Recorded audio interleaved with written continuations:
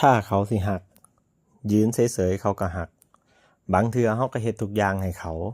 โทรหาทักหาห่วงหาถามไทยจนบางมื้อลืมเบิ่งหัวใจตัวเองว่าเฮาเหนื่อยไปบ่ความรักแท้ๆน่ะมันบ่ได้ต้องการคนที่เฮ็ดดีปานใดดอกแต่มันต้องการคนที่ใจเขารักเฮาอยู่แล้ว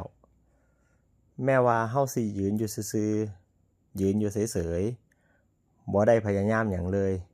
เขาก็ยังเลือกเฮาอยู่ถ้าเขาสิหักเขาก็หักในยามที่เฮาบ่ได้แต่งโต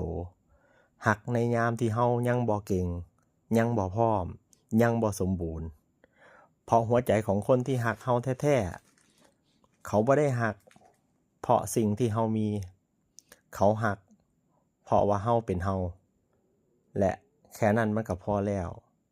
บ่ต้องฝืนโตบ่ต้องไล่ตามบ่ต้องเอาใจให้สุดกำลังถ้าเขาสิหักยืนเฉยๆเขาก็หักแต่ถ้าเขาบ่หักต่อให้เฮาบินได้กายร่างได้หรือร้องเพลงเพราะปานว่าเบิดธงใส่เขาก็ยังบ่หักเฮาคือเก่าเพราะฉะนั้นอย่าไปหอบใจไปให้คนที่บ่เห็นค่าเก็บหัวใจเอาไว้หักตัวเองให้คักๆก่อนพอใจเฮาเต็มคนที่คู่ควรกับเฮา